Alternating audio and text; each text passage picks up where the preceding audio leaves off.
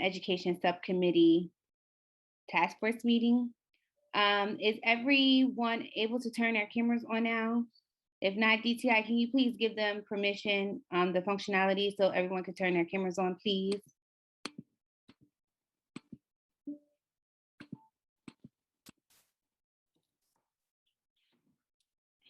I'll just give it a second.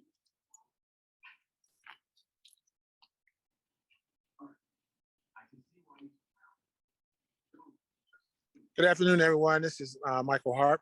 Hello, Representative Ray. Good evening, Dr. Harp. How are you?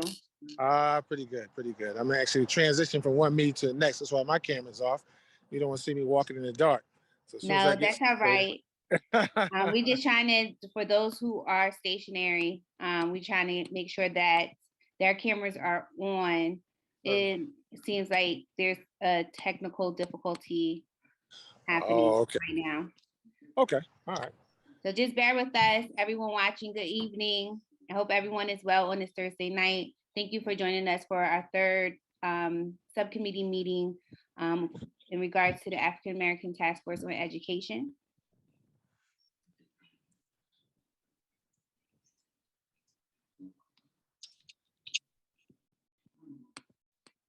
So I'm going to assume everyone cannot turn their cameras on still. I've been trying and I still cannot. Yeah, I cannot either.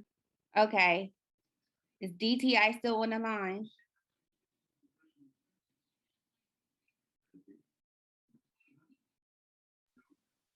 They should be. I have checked and I don't have the functionality to turn people's cameras on as far as I can tell. Only the host has it says it's the host that is denying.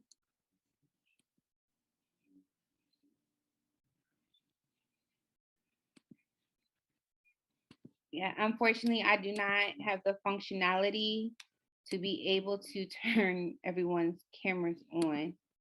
So I'm going. It would require whoever is the host to go back into their account settings, I think, to change a setting back there that allows for camera, I believe. The host has. Okay, I'm sorry.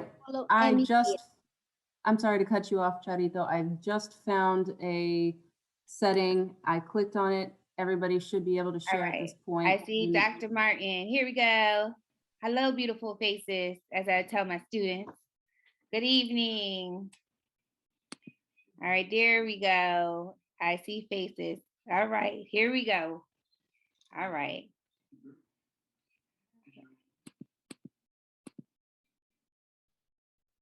Okay, so at this time, so just everyone knows who would like to turn their cameras on.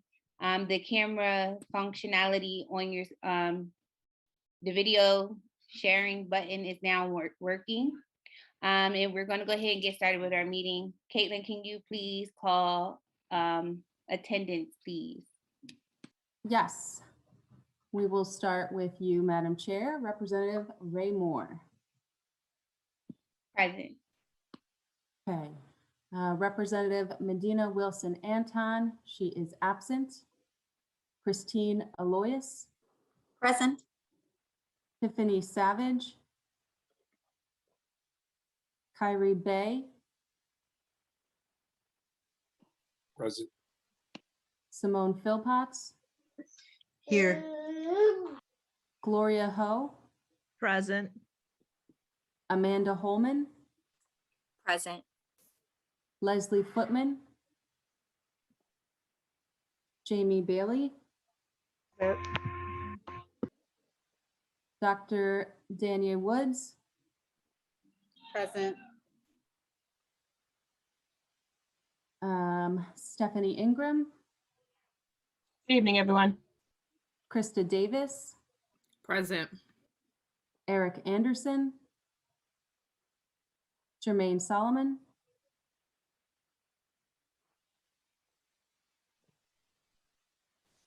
Present. Thank you. Dr. Sharon Pepakai is absent. Dr. Shelley Rouser. Present. Jenny Forcucci. Present. Monique Martin. Present. Dr. Tasia McCove, Present. Dr. Michael Harp, Present. and Charito Cavachi Mateco. Present. Thank you very much, Madam Chair. We do have a quorum. Great. Did we get Kyrie Bay? I saw him on. Yes, I think we have his name twice on the attendance. Oh, okay. No problem. Yes, we do. It's all right. Okay. Well, again, good evening, everyone. Happy Thursday. Thank you all once again for joining us for our third meeting on education as it relates to the African American Task Force. This task force will be reviewing some topic policies in regards to how Delaware is pretty much tracking with policy and legislation that impacts our Black and Brown students in the most. For tonight, we have our first presentation coming from the Cultural Responsive Teaching Standards subgroup. So culturally responsive teaching is a pedagogy that recognizes the importance of including students' cultural references in all aspects of learning. Some of the characteristics of cultural responsive teaching are positive perspectives on parents and families and communication of high expectations, and etc. So I'm not going to go into full detail in regards to what this topic is. There was a few individuals off this subcommittee who've been working on this topic diligently for the last 2 months who will be presenting tonight. Everyone should have received the email from Caitlin yesterday that had 3 attachments, tonight's agenda, and 2 separate parts of the presentation. The first part of the presentation is the findings in the research behind cultural responsive teaching standards that the subgroup had came out with. We're not going to dive deep into that section of their presentation, but the latter part of their findings. We're going to review what other states are doing. And as the subgroup is presenting the other subcommittee members, I just want you to keep into mind, let's examine what other states are doing and what do we think that we can extract for them.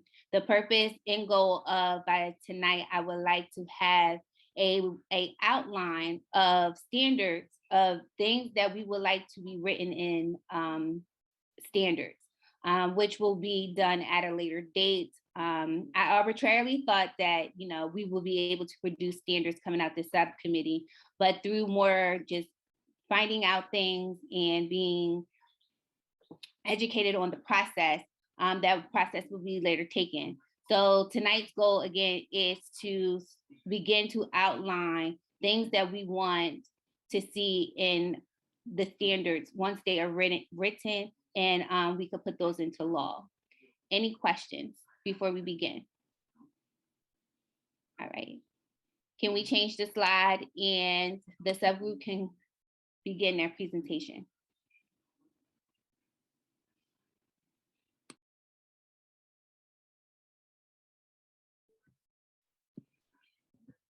And when the subgroup members begin, you can introduce yourselves as well. Thank you so much, Representative Moore. Can you hear me okay? Yes. Greetings. Thank you. Good evening, everyone. My name is Jermaine Solomon. I am the instructional coordinator of the education department at Delaware Technical Community College. And I am one of the members of this particular, subgroup that worked on the presentation for this evening. And so we'll just go around and introduce ourselves to you before we get started, as Representative Moore has asked. Kyrie, I kind of had us in alphabetical order. So Kyrie, you want to introduce yourself, or Krista? Hello, Kyrie Bay from Colonial School District, work at McCullough Middle School. I'm on the Equity Committee Task Force, also Educators of Color, which focuses on recruiting, maintaining, and supporting educators of color, and also bringing in support from the community into the district to kind of address some of the issues that our Brown and Black students are facing, and all of our students in general. Hello, everybody. My name is Krista J. Davis. I work at Newcastle County Tech School District. I am the district's literacy specialist as well as the DEI coordinator. I've been in that role for 2 years, so I am excited to be a part of this committee. Thank you. This subcommittee. Thank you.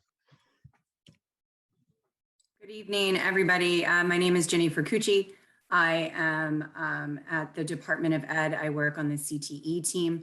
I spent 24 years in an English classroom, creative writing English, and most recently co-designed a social justice curriculum with Teen Sharpies up and down the state of Delaware. I work closely with the Teacher Academy pathways and the culinary and hospitality pathways, and I am honored to be a part of our subcommittee, and I'm grateful to be with all of you this evening. Good evening, everyone. My name is Christina Loyas. I'm the Deputy Secretary at the Department of Education. I'm privileged to work with both Monique and Ginny on the call today as well in supporting their amazing efforts across the state. And thank you again for your time tonight.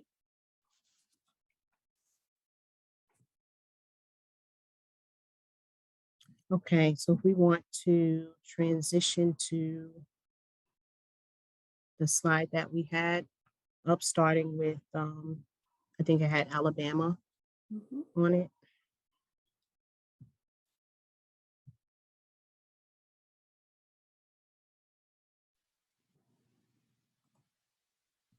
Great. So I'm the first to share this evening. So we have a few states that we looked at as a variety of models of ways that states have approached culturally responsive standards. So we have various models, two specific types. One, where they have standalone standards that focus on knowledge and skills, such as Alaska and Washington, and then others that have paired existing teacher standards with a continuum of practice document. So for the first one, Alabama, as you can see from the slide, Alabama has what's called a continuum for teacher development. So in this approach, they outline numerous elements that describe the various competencies for culturally responsive teaching in greater specificity, while avoiding broad statements that may be interpreted in a variety of ways. So the Alabama's continuum for teacher development supports what teachers are already doing through the Alabama Quality Teaching Standards. Their continuum is organized to describe 5 increasingly complex and sophisticated levels of development of practice. So they have, which is not done in chronological order, rather developmental, pre-service and beginning, emerging, applying, integrating, and innovating. It's in these stages, it's important to note that this is more of a document to help around goal setting for teacher development and is not necessarily used as an evaluation or an observation instrument. This continuum is based on 2 assumptions. One, that growth in professional practice comes from intentional reflection and engagement in appropriate professional learning opportunities. And 2, that a teacher develops expertise and leadership as a member of a community of learners on high achievement, focused on high achievement for all students. So Alabama, again, shows a continuum rather than a specific or a separate set of standards for culturally responsive teaching. Next, Krista is going to share more about Washington's cultural competency standards. Krista? Okay, thank you. So the cultural competencies from the state of Washington actually looks at 4 components. They are professional ethics within a global and multicultural society, civil rights and non-discrimination law, reflective practice, self-awareness, and anti-bias, repertoires of practice for teaching effectiveness for culturally diverse populations. What is ideal about this particular set of competencies is that it also looks at pre-service over time in people's career. It looks at 5+, so it gives you segues, things to be looking for. It also thinks about teachers' dispositions in addition to their practices. The topics have a wide range here, and I think that it gets to the point of culturally responsive teaching, beyond just the environment and the setting of the classroom, but what the teacher is doing, the practices the teacher is implementing, how families are included, even some of the laws of the state are included in this. I think it would run parallel to a Common Core state standard if it were implemented. But it's definitely explicit in what it's looking for and what the teachers should be doing in their classrooms and with their families.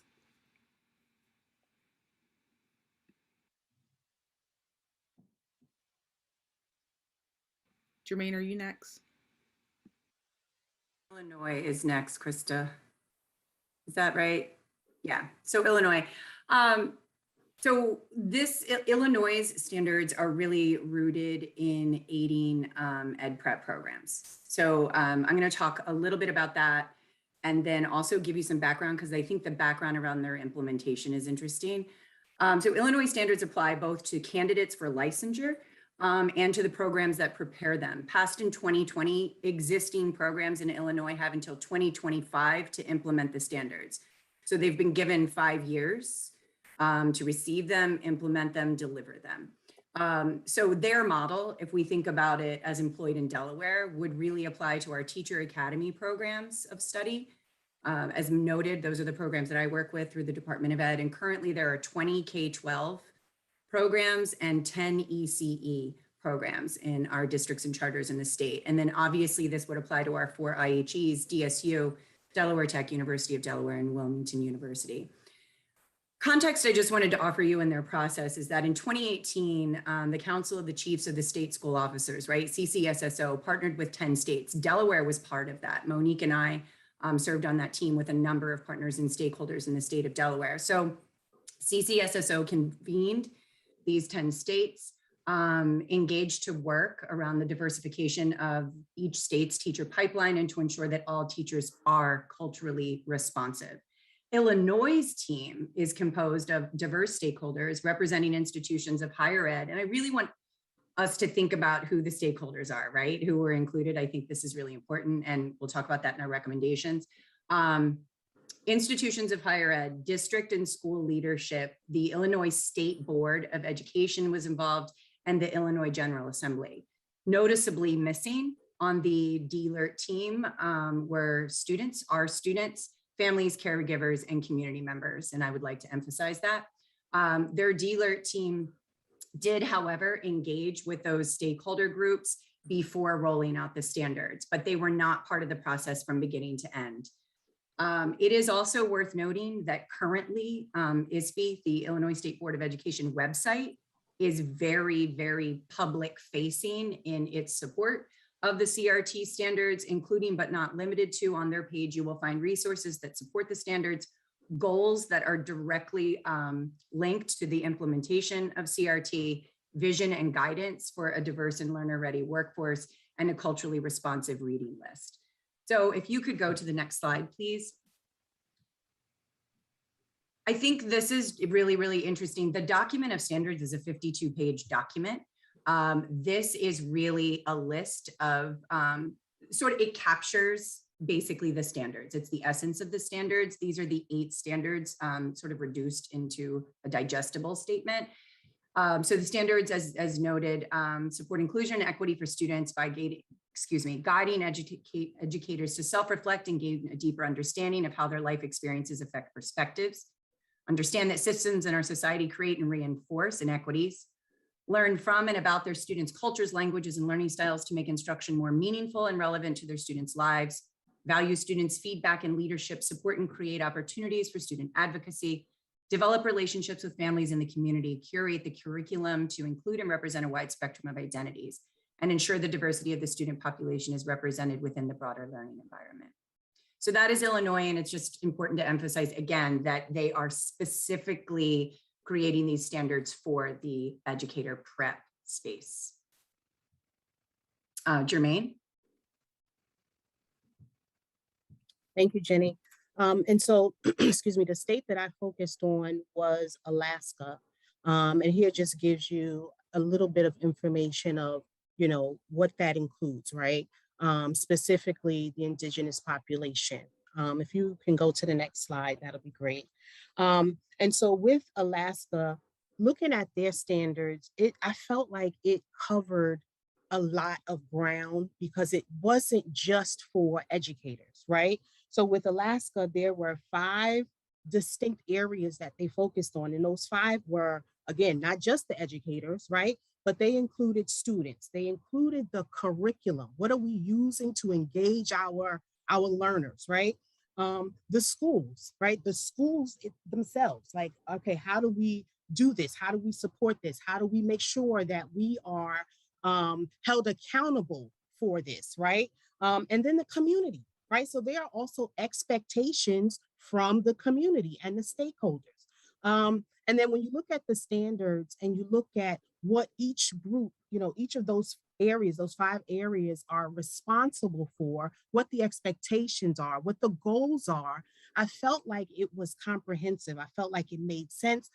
I felt as though they thought of every aspect of the every aspect of the child's engagement, right? So I felt like it was a holistic approach, not just what are we going to do in schools, not just what are we going to do in classrooms, but what should our communities be doing? How are we making sure that um, we are in collaboration with, that we are supportive of, and mindful of the spaces that our children occupy, right? We're talking about Alaska, so their children, but honestly, when I read it, I felt like, man, this would be awesome for us to not necessarily model per se, but really take a deep look at it and see how we can use it.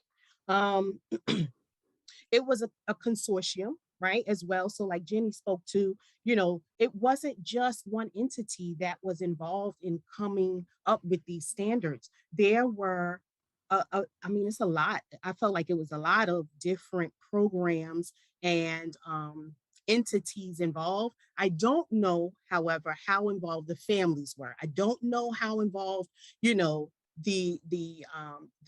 families were in the establishment of the standards, but I did not feel like they were omitted, to be honest with you. I felt as though they were inclusive, and I felt as though they supported families. In addition to the 5 distinct areas, they have outlined indicators, they have desired outcomes, right? So these are the indicators, these are the outcomes, these are the things that we want to see. If you're not sure of what it means to be culturally responsive, or what space you need to, operate in, they give you examples. There are examples, there's evidence of, this is what it looks like in this particular space. This is what you want to do. This is how you should respond, or how you should navigate this space. And then there are reflection questions, right? So that's a big piece. You think about education, we're always talking about, okay, reflection. There are reflection questions so that you can then reflect on your practices. And again, it's not just for educators. There are 5 different areas, right? And so everyone is involved in this reflective piece, this reflective practice. Did I do it right? Could I have done it better? What is the next stage of execution for this particular standard? And then there's a rating scale. And so for each of those areas, excuse me, there's a rating scale. Now, I don't know how, how they're held accountable. I'm not really sure.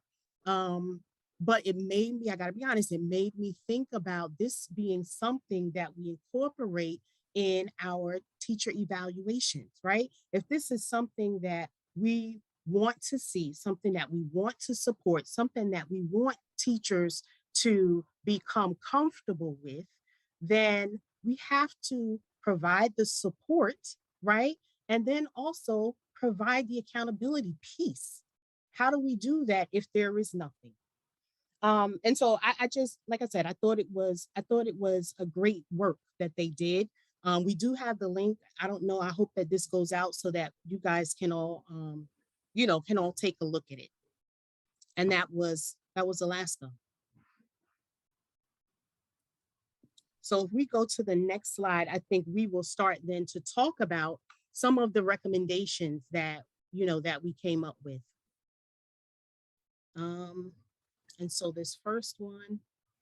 So the first recommendation is to collect systems level data that reflects historically marginalized population and connect the dots to inequities in education. And I think this is twofold. First of all, if we're seeing these inequities in other aspects of society, they're probably apparent in our education systems too. But we can also say that some of the things that maybe we do in the education system or don't do add to these inequities that we're seeing in society. So we know that this data is available to us through state entities, and it should be collected and regularly analyzed for these impacts so that we as educators are constantly shifting our work to the needs of the population of people that we're serving, our kids. If we're able to see where these inequities are happening, then we can better address them as a community of educators. Thank you, Krista. Do you mind if I add one more thing to what Krista was saying? Sure. Chris, one of the things also that we were thinking about in this recommendation is who's delivering the data and who's telling the stories around the data. So we need to be very clear that whoever is delivering the data is doing it through an equity lens.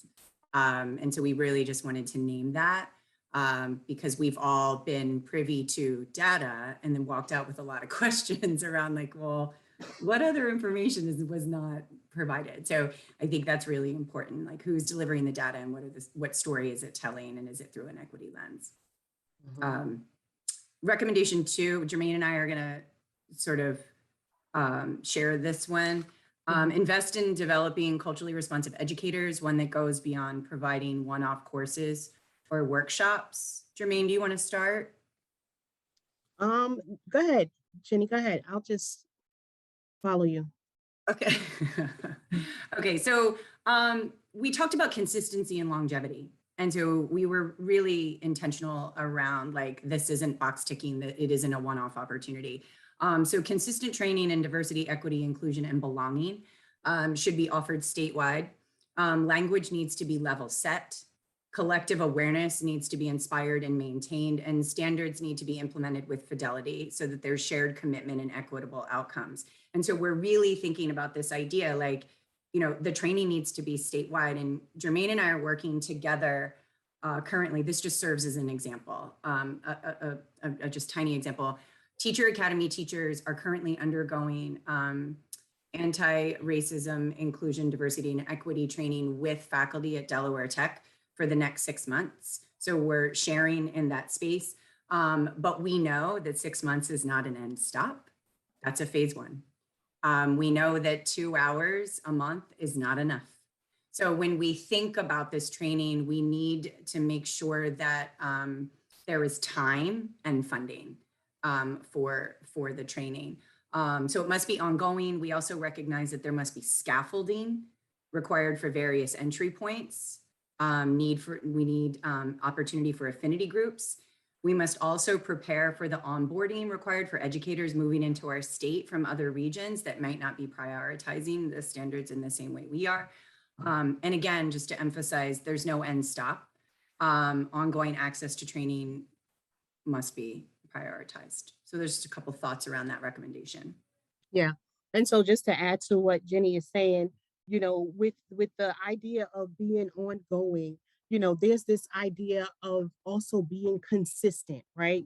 So we know sometimes in education, we come up with these catchy phrases or, this focus for this particular time, and then it kind of dwindles off. And this needs to be something that does not dwindle off, right? We need to be consistent. It needs to be ongoing. It needs to be in every aspect of, as a teacher, your career, right?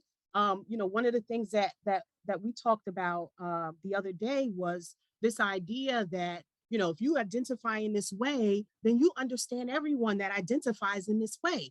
That's not the reality, right? In every group, there are subgroups. There's learning to be done in every space. And so it shouldn't be something that is a focus for today. It needs to be an ongoing focus. It needs to be consistent. So we talk about fidelity. That's what I'm talking about.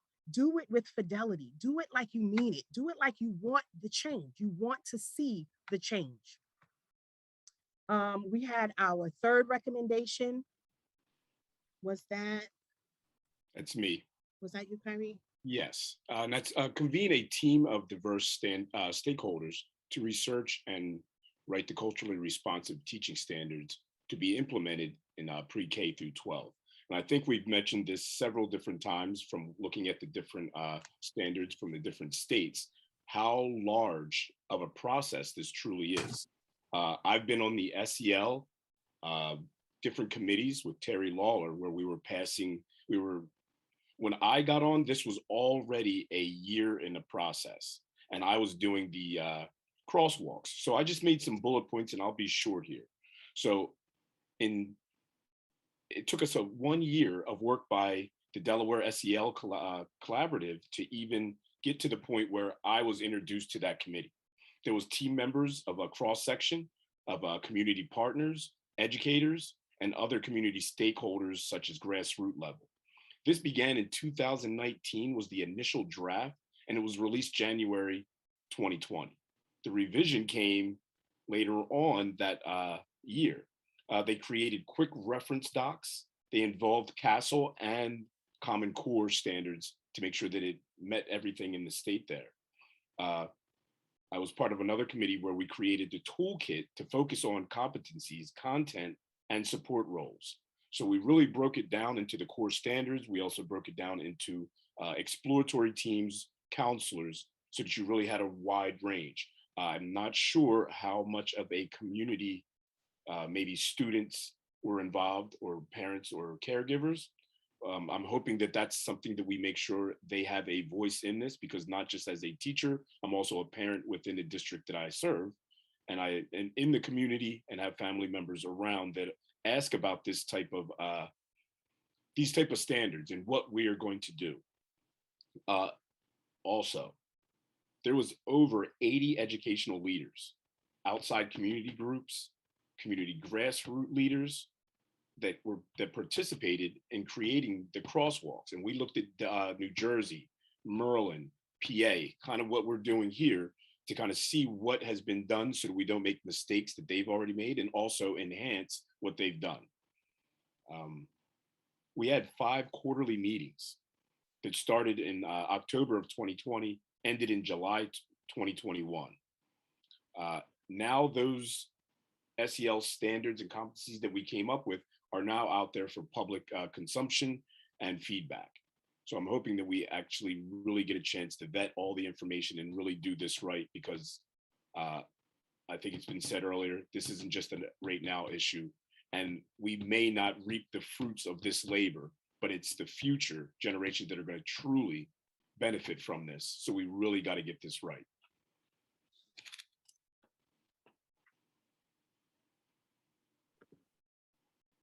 Kyrie, thank you. And I appreciate your emphasis and the reminder. So the last recommendation, again, Jermaine and I will share. I'm going to talk about the first population teacher academies, and then Jermaine is going to weigh in on Delaware institutions of higher ed. So support high school teacher academies and Delaware institutions of higher ed to implement culturally responsive teaching standards. I think it's important when we move into discussion to think about the verb support. So I think that's worthy of discourse. And, you know, the question is who's responsible for the support? And so in terms of teacher academies, the DOE is.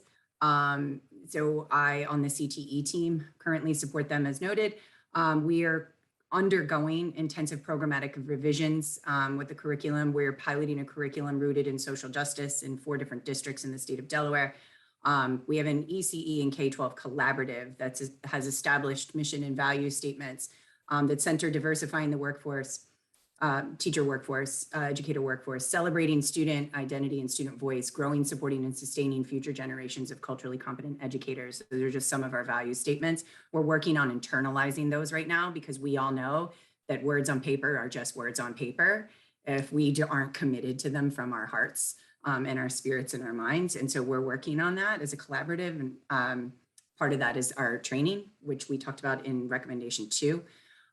Essentially, what I really want to say here is having these CRT standards implemented would ensure that Teacher Academy teachers, not just the students they're teaching, right? Like the teachers themselves must be culturally responsive. So we can't, I think we just can't talk about ed prep. We have to talk about current in-service teachers. We think about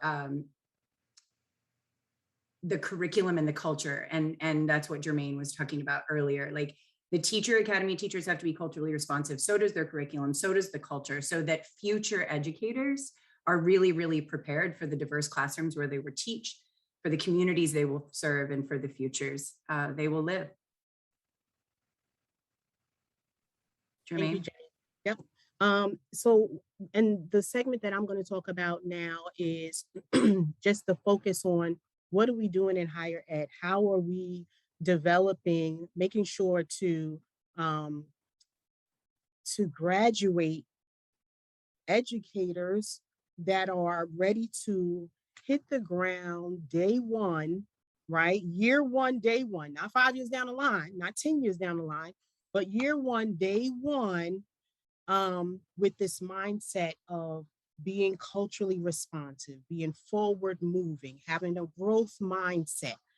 How do we ensure that? How do we make sure we do that? It should not be the luck of the draw, right? Depending on who you take your classes with dictates what kind of instruction you're going to get.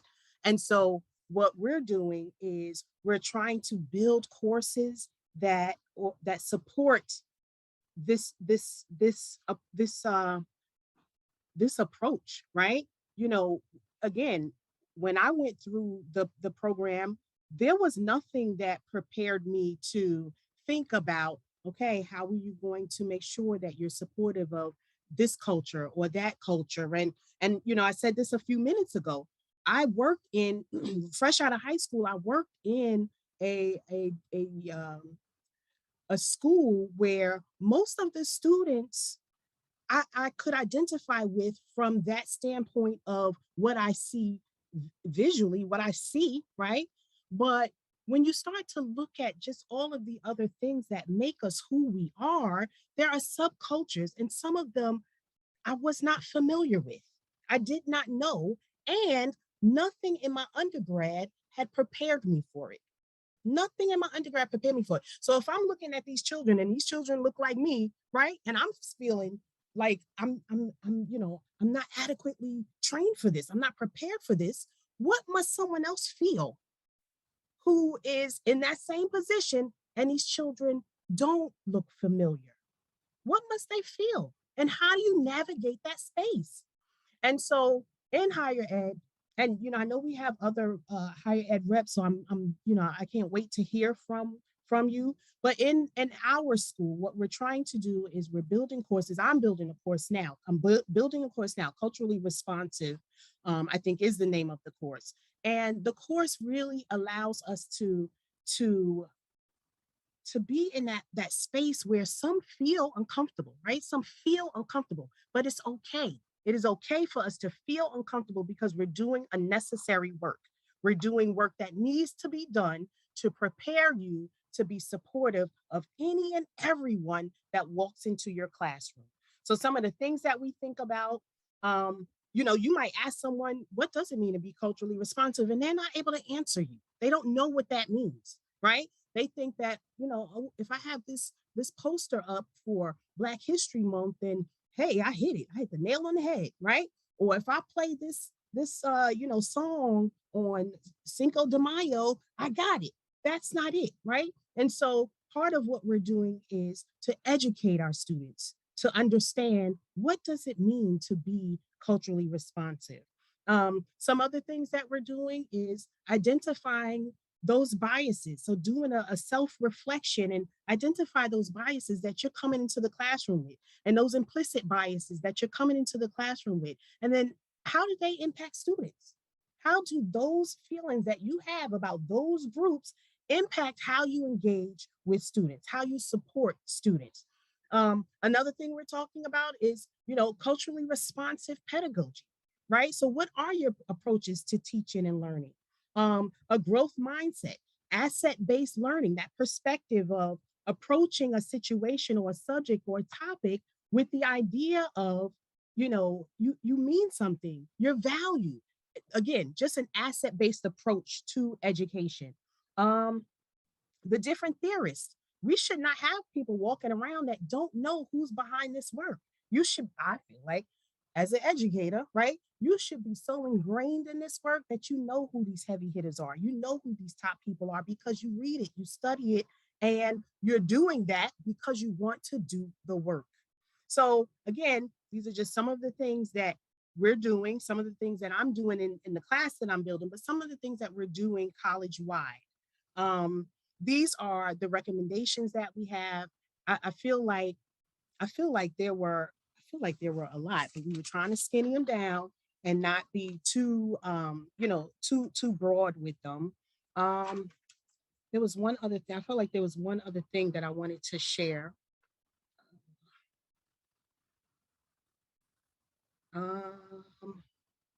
Jenny, help me. Am I missing anything?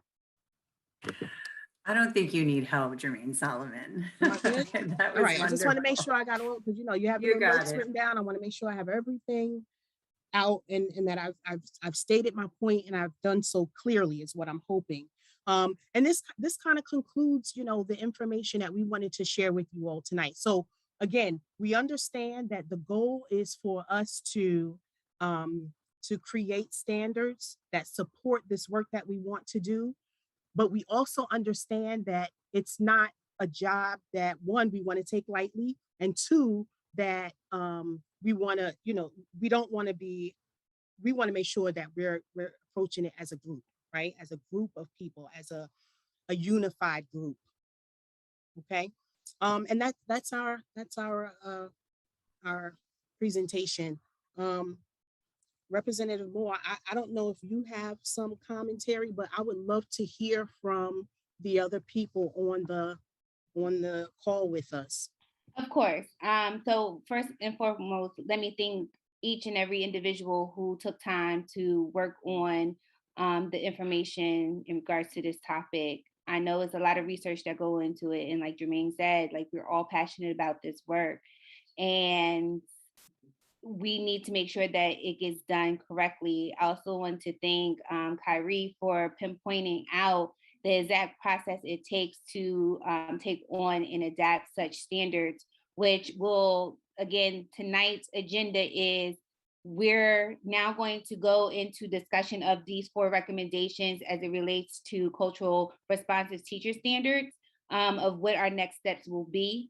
I also want to focus on a lot on number 3, exactly what do we want to see as an outline? What do we want to actually adapt in these cultural relevant standards? That will be voted on by us as an outline, and then we'll roll up to the general African-American African-American task force for an overall vote. And the entity that takes on adapting and convening this committee to start working on these standards will then have a list of things approved by the African Americans task force of what needs to be implemented in those standards. So at this time, what will happen is we will now open up discussion with the subgroup members on all 4 of these recommendations. So I just ask you to use the raise hand function. And as I see them on my screen going down, I will call on you and you can give your commentary on all 4 of the recommendations at once. Or we could go one by one. Caitlin, which one do you suggest we do first in the sake of time? I would start with number 3. Okay. Just, I think we're prioritizing that one so that we can move forward. So we should probably get through that, and then whatever time we have remaining, we can focus on the others. Sounds good. So we will go ahead and start with the third recommendation first and foremost. And I'll go ahead and open up this discussion to the entire subcommittee members. I just, again, use raise hand function, and I will call on you to chime in on what do you, so the question at hand is, what exactly do we want to see as standards as it relates to cultural responsive teaching standards? What do we want the state of Delaware to adapt in these and implement in these standards? So this will ultimately become a piece of legislation that will be requiring all districts and non-district schools from pre-K through 12 to adopt these teaching standards. We currently do have a diversity regulation that is not really being adhered to, and no one's being held accountable to. So let's keep that in mind. So this piece of legislation, everybody will be held accountable for. One thing that, and I can start off with my comment, one thing that I didn't really see is a lot of it was targeted towards educators, but what about administration? Because a lot of things that we do inside the classroom, we're held accountable by our administration. But so the administration pushes a lot of, this is what you need to be doing. So how do we make sure that they are educated on these cultural responsive techniques and these trainings as well? So as we talk about, diversity and the impact of what's happening in our classroom with Black and Brown students, it comes from the top and it drives down. Even though the educator is actually directly in the classroom, we get a lot of our feedback and we were being held accountable by our administration. So how do they also play into this too, is one of the things that I wrote down. Another one is what entity should take this on? I actually just reached out to Senator Lockman in regards to having a conversation with Ready Consortium. What other groups are out there that have the capacity to take this on and to really do the work necessary? It may take a couple years to get it right. And again, going back to what components do we actually want to see in these standards? Representative Moore, can I answer one of your questions? Yeah.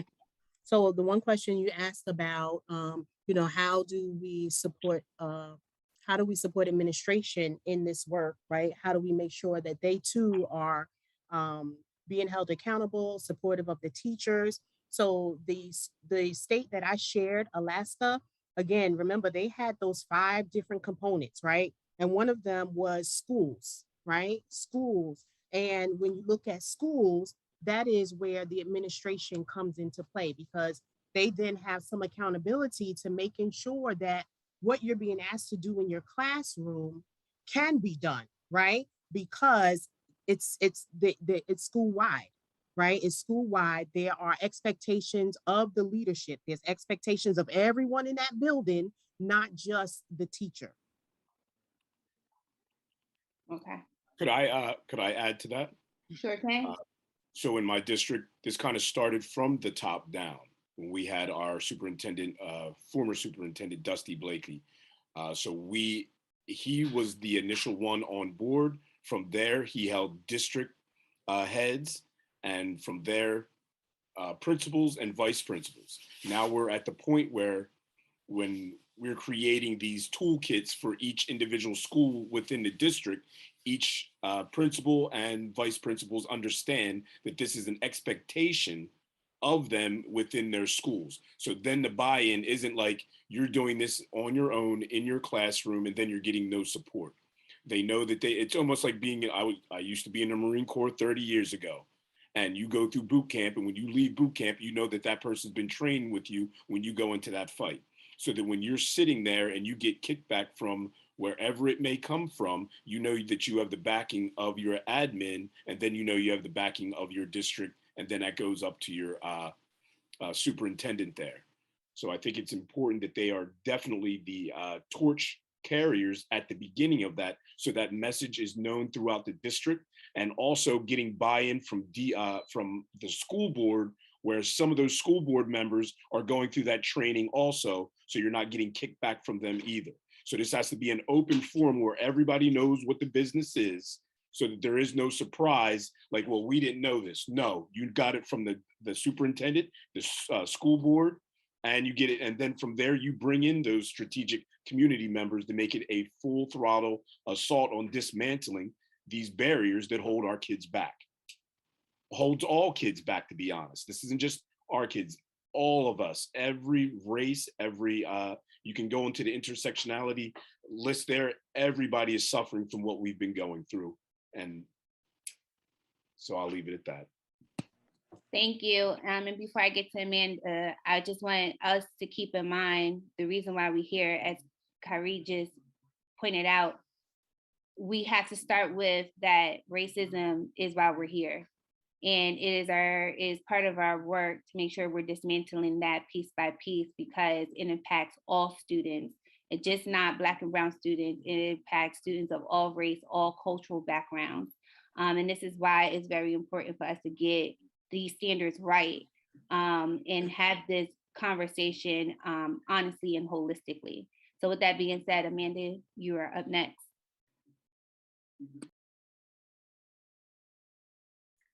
Hi. So I guess what I wanted to add is, could we maybe make the recommendations a bit more explicit to specifically state, admin, the educators, like all entities that are supposed to be included in the standards. And then I wondered, like, as far as the implementation of the standards, like, are we looking for like mandatory training that comes from a state level, right? Like, I think we had the conversation last month where it's a district by district thing right now. So some districts are getting a bit more than others, depending on where their leadership is with their passion behind the work. So maybe we need to lean towards recommending that these initiatives are mandated from a state level, so it's not left to certain individuals to determine, to what extent they are following these standards, and then looking at like, okay, well, what tools will we be using to measure if different districts or schools or classrooms are meeting the standards. So I do think that we could maybe add, and I'm not sure of the wording, but I do think that maybe we should add something to kind of make that clear that this is state level expectation we're looking for. So once we finalize everything and have the standards in, it will be law. So that way no one can opt out. This is the requirement. This is the teaching standard of the state of Delaware, that every district school, non-district school, anyone who receives pretty much state funding to operate in the education capacity of educating our children will be adopting these full standards. So we will make sure we note as we're typing up the memo in the draft of the recommendations that it is clearly stated, as you're asking, that this is what it's going to be. There's no opting out. Okay, so like everything that we are covering for all of the, I guess, subcommittees, we're all just, we don't have to like say, oh, state mandated, like this is working under the assumption that for everything, that's what it's going to be. So specifically for the cultural responsive teaching standards, this will be a state mandate. Okay. Now for everyone else recommendations going forward, which I during wrap up, I will discuss going forward for the other work groups. If there is something that you want as a state mandate, you can list that in your recommendations. But just for the goal of this subcommittee, one of the goals that I wanted was specifically to come up with the cultural responsive teaching standards. So this is just the preliminary conversation that will be folded over into a coursework based on this recommendation of this work group. So this will just be rolled up. Okay, thank you. No problem. Sharito, you're next. Thank you. And I have to say, I'm not an educator, so you use a lot of education language. You are immersed in that beautiful pool. I'm not. So I'm just gonna say this from a perspective of restorative justice. And so for me, in every conversation about going to the roots of racism, is that you know, the compass. I don't know the map, you know, the language of the map, you know, where we go from here and to the corner or whatever. But the compass, you know, the guide, for me is like it's very important that it will have to be from the ground up, from the ground up, because everything that is racism have been from the top down, laws and everything. And this connect with the second, is the model and the way we're doing this coming from a decolonized mind, a decolonized, I mean, have we done that? You know, have we decolonized these structures in education that we want to implement? Because we are educated in that standard. And the language that you use as educators, is it that it comes from a colonized mentality from Europe in the Enlightenment that destroyed nature, human nature and human nature, which is one only thing. So those are for me, it not only has to be in language, but in the actual expression of what we want to propose. So, because for me, I make a distinction of two things, the what, and I think you are better at that, and the how. Then what is the glue that is gonna actually make this happen? And what I have seen in every human endeavor of the highest is that there is not a structure of dialogue that allows, first of all, that is established, and second, that allows this connection through storytelling of the lives of those that are there in the grassroots to change with their perspective other people's stories. And so let me just tell you, and this didn't happen in a circle, because I believe in circles, real circles, no whatever sitting in a circle is circle. No, that's not it. But what a difference with a teacher, what happened with a teacher that says, for example, the moral about abortion, okay? And she was pouring their heart out to protect their girls and whatever, his girls, his students. And a student waited for her at the end. And he said, and the teacher, when she was telling the story, said, I'll never forget. He said, okay, you're very high in your morals, but you'll never know what it is to see your little sisters die by hunger. And that change, you know, decades can happen in this woman, this teacher was never the same. But that's what I mean. Where is that glue, that dialogue implemented in the life, in the wholeness of school, with everyone in a school that makes a school, administrators, teachers, students, even those that maintain the facilities for a dialogue, profound dialogue. And that's, for me, that should be the key, because without it, you know, desegregation, what did it result in something much, much better? No, it even created sometimes a worse torture, mental torture for the students. So that's what I have to say. Sorry. No need to apologize. And I think you for your perspective as a community advocate, which is why we wanted you on the subcommittee, because that purview matters to the work that we're doing here for the subcommittee. So thank you so much. Next, we're going to have Monique Martin, then followed by Dr. Harp, and then Dr. Rouser. Thank you, Representative Moore, and also to everyone for speaking. Everything is just so relevant to everything that we're doing, but I did capture a few things that I kind of want to highlight. And one was when Jermaine said you want to do the work. And I want to be clear that the work is our job. It's not anything extra. And that's a misconception that people often have. It's not a new initiative.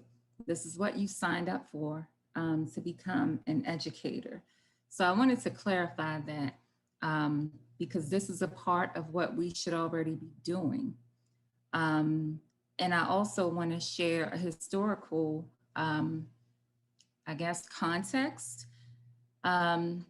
So Jenny spoke about the Council of Chief State School Officers and how Delaware was one of these 10 states in the nation that was actually selected along with some of the other states which have the documents that we previewed this evening. Delaware was among them. And that's how we ended up forming the diverse and learner ready teacher team. And so in 2019, we actually had a design team to do exactly this. And when the pandemic happened, that work, that team, everything was interrupted. And so there was a process that the department did with Fidelity. We had stakeholders from every county.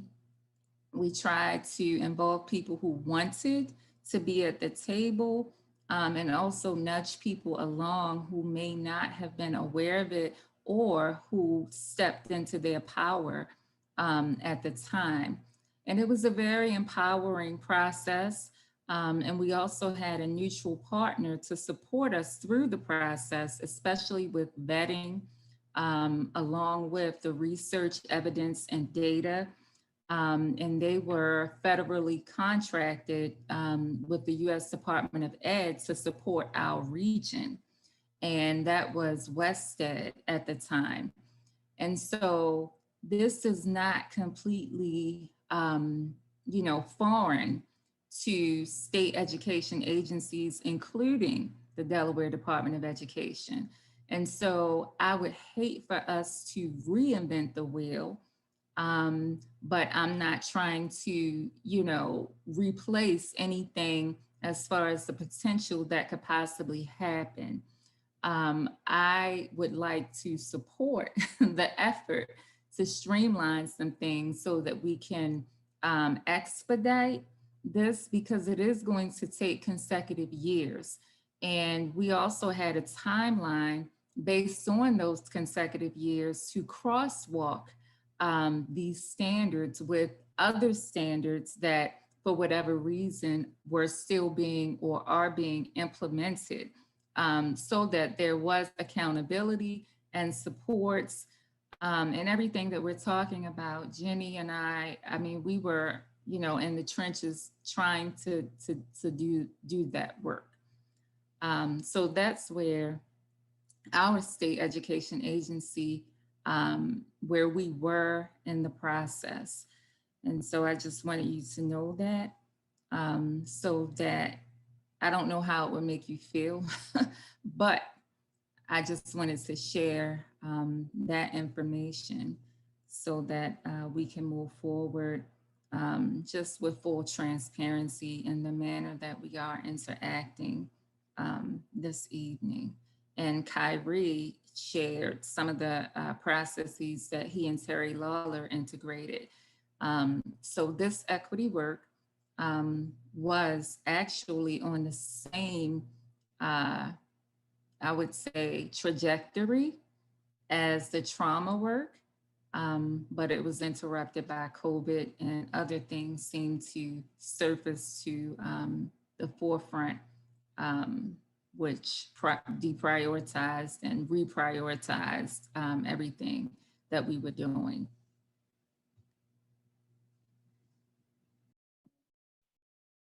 Thank you for those comments. We will note those and see exactly how the committee wants to move forward, knowing that DOE has started on this close work and how we can merge and expedite these standards.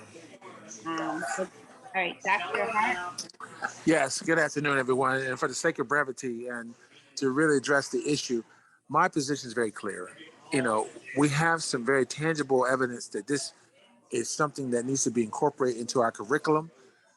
The question remains, how will we do this and how often, or if, in fact, will it be a priority in regards, in relation to the other curriculum mandates that the state has?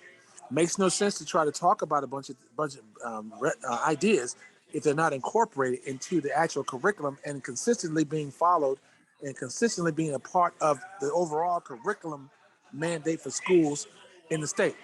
So what I'm saying is, and what I'm being very clear, is that it's okay to have these ideas, but if they're not and incorporate in totality with school systems across the state, it really doesn't do us any kind of justice in regards to talk about ideas, because ideas are just that, ideas. If they're not incorporated, it's nothing more than that.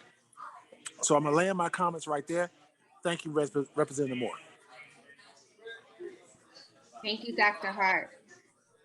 Dr. Bowser, go ahead. Thank you. My comments actually tie directly to what Mr. Harp was saying directly. You know, standards can be complicated to come up with, standards can be complicated to adopt, but the real work is, to the previous point, what context, how our standards, what are expectations for how they are going to be living and breathing. And so one thing that comes to mind when I think about this recommendation that I think will take it to the next level will be not just to convene a group of diverse stakeholders to create standards or to write standards, but to convene a group that will write standards or adopt standards and then have ideas for how they will be implemented. Now, of course, the implementation of standards is something that happens at the local level and the district level, but there are always things that we can do at the state level to help create some kind of guarantee, some kind of pressure point to make sure that those standards don't just become language that's, you know, sitting in some regulation somewhere. I think that one of the things that comes to mind to me, and this will be for the group of stakeholders to figure out, but one of the immediate things that come to mind to me is that teachers have to have professional development every 5 years. If professional development is what we're saying K-12 teachers need to have, then perhaps instead of that being a wide open potpourri of choices of professional development, then one thing that this group, or if they have better ideas, please do. But one thing that's been consistent in Delaware for forever, for a really long time, is the clock hours that teachers have to have of professional development. So if we're going to have something that's going to guarantee that this is available, again, local control, they can create the professional development that's unique to their district and their district structures. But what will be firm is the fact that a teacher's recertification will be based on a certain number of those clock hours being in DEI work. So it's one thing to have standards, it's another thing to create a context. That was my first point. My other one is when it comes to culturally responsive standards, I think it's important for us to think about the standards and think of them in terms of relevancy, sustaining, and that they are responsive. But sometimes we latch right onto the responsive nature. And one of the biggest things that I think is the risk with all of this is when we jump to responsive and other things aren't in place to help make sure that educators can understand the relevancy, then people think they're being responsive to their current knowledge base which is often whitewashed curriculum that we've been taught throughout the K-12 experience. So you can't be responsive if your lens is here with this window of miseducation. And so the responsive part to me is a little bit dangerous almost, because it gives us the perception that we're being responsive when our knowledge of when folks' knowledge may not even be there as to what they're being responsive to. So I do think that the relevancy is important. And this is bigger than what we are charged with right now, but it's important to note that if, for example, our pathway students are in a history class that is not teaching anything about other cultures, and if their history class looks like mine 30 years ago, then they have no place to be responsive because they are not learning anything more than the same old stuff. So these things go in parallel. And so part of the professional development just isn't in the pedagogy side, it's actually in just knowing. And I think that's going to be an important part of the professional development. It's almost like folks just need to have some, re-education of history. It's not just about pedagogies, because pedagogies on faulty understandings of history are more dangerous than what we have right now, in my opinion. And yeah, I think those were my 3 points. I appreciate the direction. I appreciate what the committee did. I just want to raise a couple of things that I think need to go alongside that, surround that, if these recommendations are actually going to make an impact.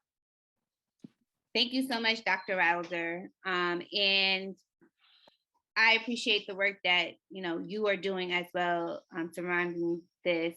And also just want to pinpoint for you that Jermaine, as she is working on with higher education, same thing with Candy as you do, especially when it comes to recommendation number 4. So if you want to just email me a separate blog offline in regards to that, we can make sure that that gets roped into the report that we have to produce in regards to Happy to share that. I just talked to my department about that this week, about the work that we'll be doing in the second semester, to really make sure that we have across the curriculum alignment. Another thing that can happen and is happening right now for us is that we have no guarantees of where this education is happening right now, except for a solitary course, multicultural education, which needs to be renamed. But the work that we are doing is to make sure that every professor knows where this makes its way across the curriculum. It doesn't live in a course. So that's the work that we actually just talked about this week in our department meeting that we'll be taking on starting in January and through the spring semester, excuse me. Sounds good, thank you. And we have Jamie Bailey, and then I would request that if anyone have any last minute comments or want to chime on anything that has been discussed this evening in regards to, it can be any of the recommendations. This will be like the last call from the subcommittee members, so we can go ahead and open up to public comment as I am looking at the time. So Jamie, you can go ahead. Okay, thank you. And I'll be very brief. I actually, Dr. Rouser hit on a lot of the items that I was going to talk about. I wanted to talk about the history, the professional development piece, but also I think we need to address the inequities that occur every single day in our classroom and our school systems and education, to talk about the history of how we got here, because I think that's what's missing. A lot of people want to be quick to say, oh no, we don't have this issue, we don't have this problem, but it's because they don't know the history of the laws and the systems in place, such as redlining even.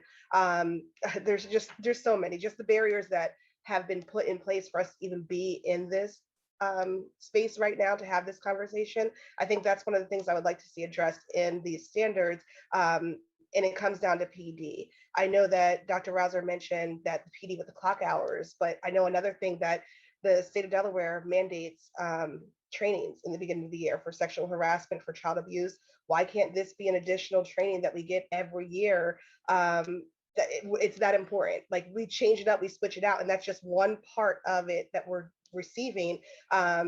But one of the things that I saw in the Washington, D.C. rubric was that it said, like, okay, this is what a pre-service teacher should be doing and where they stand. This is within 1 year. This is within 2 to 5 years. I think that we would love to get it quicker. However, I think that's a good guideline that we can follow, saying, okay, fine, pre-service students, this is what your focus is going to be. But then we're going to hit it again when you're in your first 1 to 3 years of teaching, and this is what your training or focus is going to be on. But then again, you're going to get it again the following year. Just keep on adding on and adding on and adding on to that process. So I did like the Washington, D.C. rubric when it came out to the layout of that. And I'm not even sure if that's what they put those years there for PD, but that's could be a good idea. It's something that we can follow.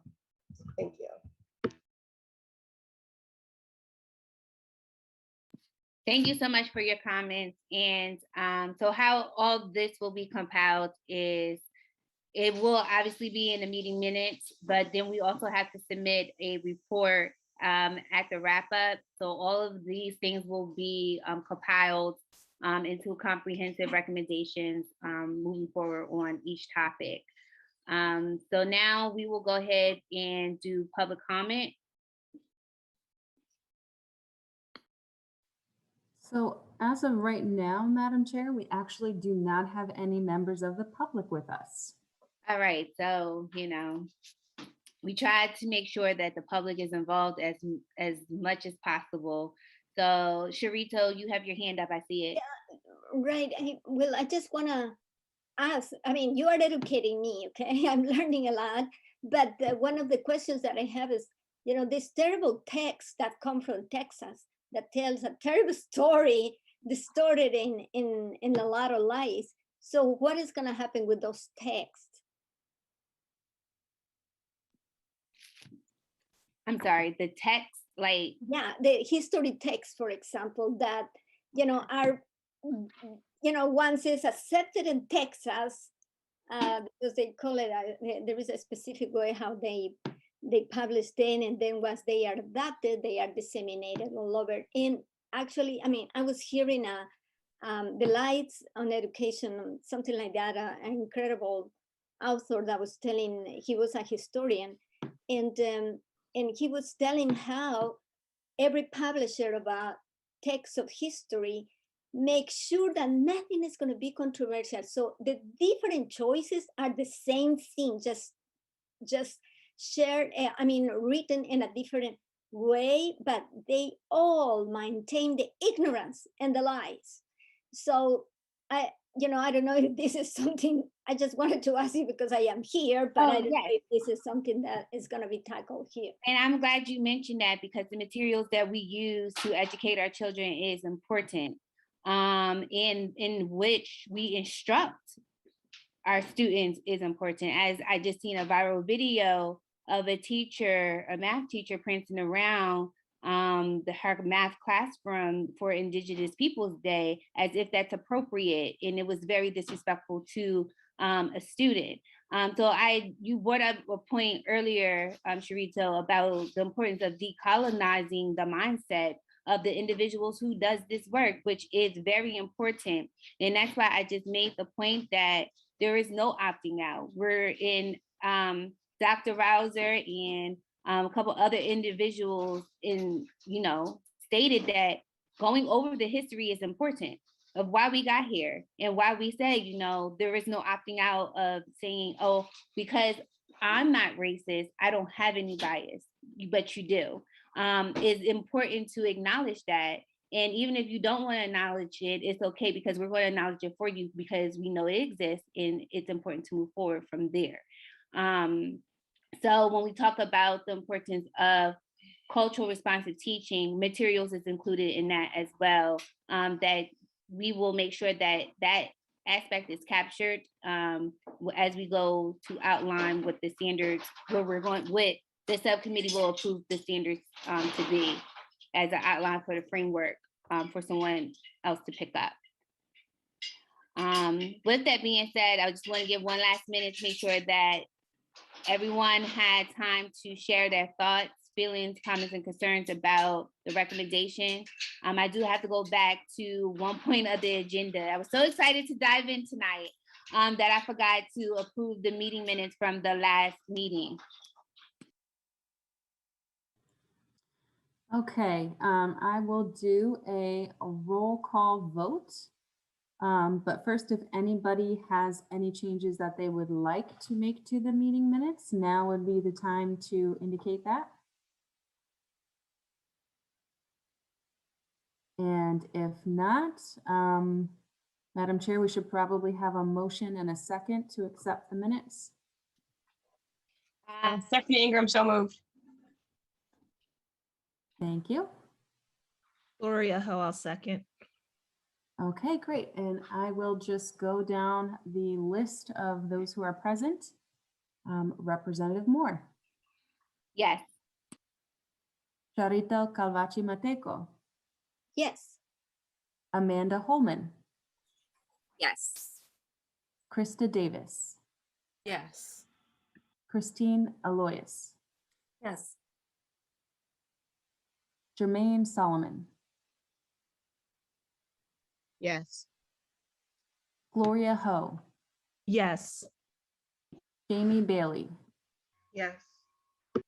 Ginny Forcucci, Yes. Kyrie Bay, Present. Yes. Monique Martin, Yes. Shelley Rouser, Yes. Stephanie Ingram. Yes. Did I hear Stephanie? Yes. Okay, thank you. And last but not least, Tasia McCove.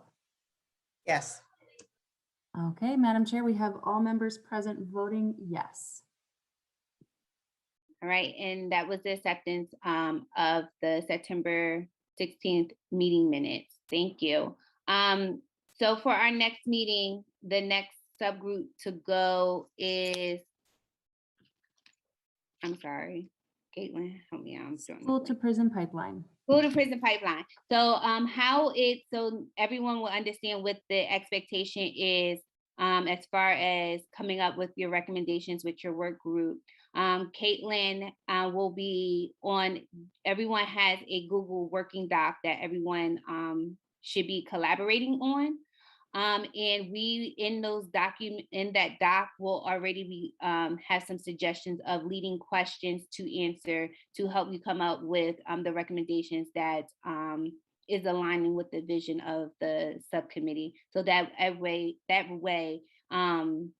everybody's work is being included, and we can also be on track to make sure that we're addressing the core issues of each topic. If anyone is rethinking of everything that we discussed tonight on tonight's call, feel free to reach out to me and we can include your thoughts as we're collecting and compiling these recommendations, and want to make sure that we include everyone's input on here, because I appreciate everyone's time. As Monique stated, this is our work. This is what we're doing. This is why, we're in education in the first place, whether it's in the role of administration, inside the classroom, or in an advocacy role. This is what we signed up to do. So I appreciate everyone again for agreeing to be on this subcommittee and doing this work with me. Amanda. I'm sorry, I just wanted to double check something because you mentioned school to prison pipeline was next. Mm-hmm. Did something get switched? Because I had addressing poverty and social emotional learning next. So yes, everything got pushed back a month. So that was part of the meeting minutes, I believe, last month. No, the first month that we met in August. So what happened was last month, we technically had, when the initial email went out, the initial schedule went out, something happened. We needed more time. So I gave everybody pretty much another month. So we extended everything out a month. Yeah, but the email I'm looking at now, it culturally responsive teaching standards, then it was addressing poverty, social emotional learning, and then school to prison pipeline. So I'm on the poverty one, so I just wanted to make sure I was. Caitlin. Oh I my had goodness. the All same right. thing, Amanda. I That is, saw the same. that is Okay, correct. so go I ahead, was Kate. wrong. Okay. So thank you for bringing that to our attention. I mean, So if they yes. want to go next, I don't think we'll mind, but just want to know for sure. Well, let's go with the original email. I do apologize for the confusion. So the next group to go is the poverty group. Okay, addressing poverty and SEL. Okay. Yes. And then after that is school to prison pipeline. So for those of you who are in the addressing SEL and poverty group, I will now be adding some additional information to your Google Doc with guided questions for your work. I did that earlier today for school to prison pipeline because obviously I was ahead of myself. So I will let you know. I'll send everybody in the group an email once I've added those additional questions, and it'll also contain the link to that Google Doc in case you haven't bookmarked it yet or need to access it quickly. So the last thing I would like to do is to take a vote on adopting, if you could put the recommendations back up on the screen, Caitlin, or I don't know who's controlling Emmy. The recommendations, we do as a subcommittee need to vote on these recommendations for how we should be addressing cultural responsive teaching standards as a whole. So we'll do an individual vote for each recommendation, and then we will take a motion to adjourn because I believe on not keeping people past time and we're a little over. Yes, Ms. Ingram, Stephanie? May I suggest that we have time to kind of really take a look at the recommendations with the information that the group presented and maybe vote on the recommendations at the beginning of our next meeting? Because I personally know that I need more time to really sit with this information and go through the states that the information of the standards that were provided and all the discussion we had before I would be comfortable saying yes to these recommendations. Yes. So I'll go ahead and take a motion to table voting on the recommendations to the next meeting. So that way we can give everyone adequate time to take this in, reach out for feedback, and even at the next meeting, if you have any questions, we can go over that information in the beginning of the next meeting. I would second that motion. All right. With that being said, do I have a motion to adjourn? So moved. Thank you. Again, thank you, everyone. And I hope you have a wonderful week until next month. Take care. Thank you. Take care, everyone.